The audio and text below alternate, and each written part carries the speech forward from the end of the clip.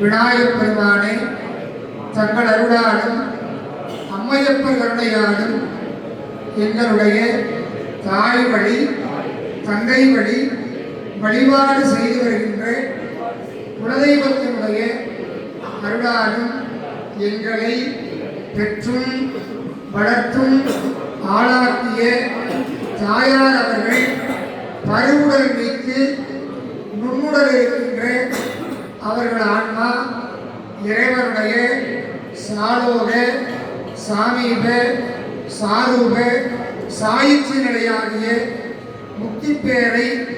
அடையும் பொருட்டு நால்வருடைய அருந்தமிழ் போதி வழிபாட்டை செய்ய உள்ளோம். வழிபாட்டின் பயனாக